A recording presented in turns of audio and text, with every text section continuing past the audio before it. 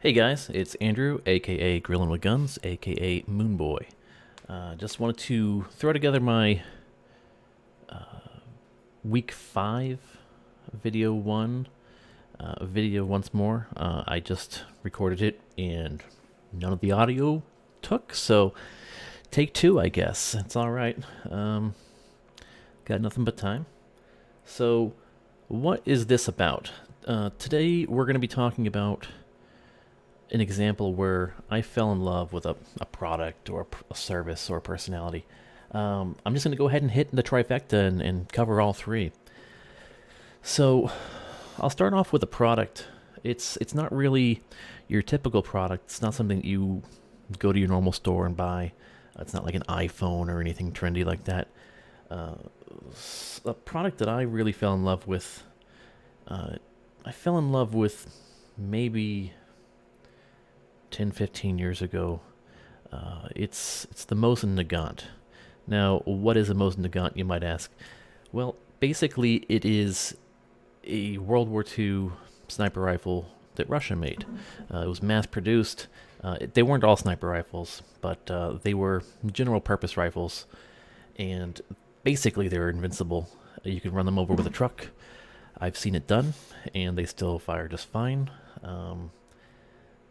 There's just hundreds of thousands of them floating around out there right now because Russia made so many of them for the war. And then once the war was over, they coated them in cosmoline and buried them in the ground and just dug them up recently and started selling them off. It's really, really a fantastic gun. It is so well made. It's so accurate, especially for the time and the manufacturing processes they had. And it has a really fantastic round. It's a 7.62 by 54R, and it's a really big bullet.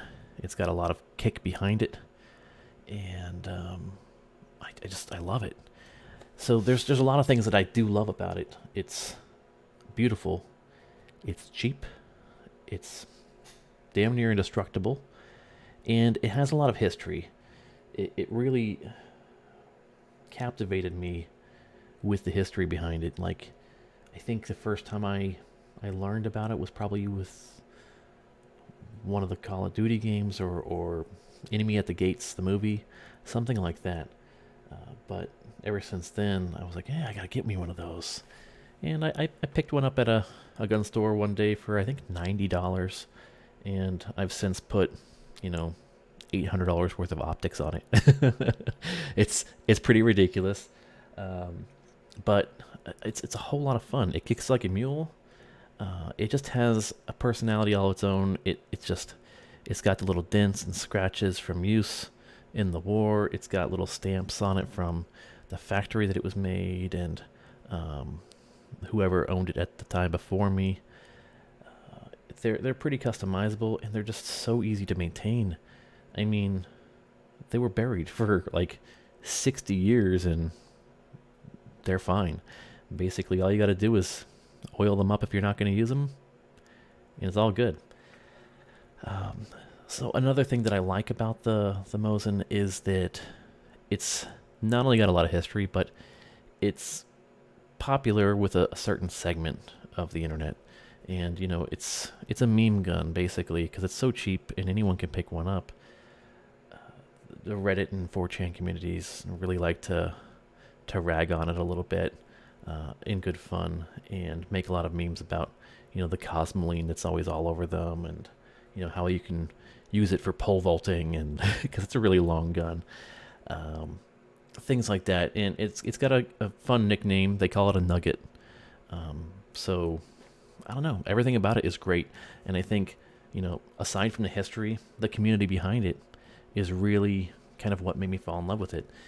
It's just a lot of fun. Uh, a service that I fell in love with. Well, so basically, the service that I've picked for this one is Uber Eats, and probably not for your typical reasons. I mean, yes, I'm lazy, but I probably would have never in my life used Uber Eats if it weren't for the fact that my wife had brain surgery, and she's the person who typically cooks in the house. So she was down for the count for like a couple months, 3 months, and it was a rough time. Um, had a lot of worries, and Uber Eats solved a problem for me that I just didn't want to deal with, and that was, where's my food coming from tonight? Am I gonna make it? You know, do I have to worry about cooking dinner or lunch or whatever, and instead of taking care of the kids or taking care of the wife or taking care of the house? So it solved a problem that I had, and it meant a lot to me to be able to take that fear and worry out of my day every day. I mean, I literally used it every day for like 3 months. Um, so I really fell in love with it, and we still use it now. It's just a really, it's a good service. It's fairly priced. It solves a problem, and it really lets you focus on things that matter more than spending an hour cooking and cleaning up the mess and all that kind of stuff. So that's a service that I fell in love with. And lastly, personality wise, what kind of a personality have I fallen in love with? You know, other than the obvious answer of my wife or some celebrity or anything like that. I'm just gonna go with a YouTube star. I use the word star loosely, but a YouTube personality who does video games. His name is Slipgator, and he started out doing Minecraft videos. I didn't watch him then. I got started watching him when he got into Ark Survival Evolved. It's a game that I've played probably a couple thousand hours in, and I know he's done more than me, so neither one of us have lives. Um, I just really fell in love with his personality because he's just goofy as hell. He just silly all the time. He reminds me of me. Reminds me of the people that I hang out with, and it was just enjoyable to be able to watch his videos while I'm at work or on a break, or if I'm driving to work, I could just listen to the videos and stuff like that. And a lot of it was not so much what he was doing in the game, because it's very much, you know, you grind materials and you build things, kind of like Minecraft, sort of. But his commentary was hilarious, and he has a lot of catchphrases, which I found to be really good.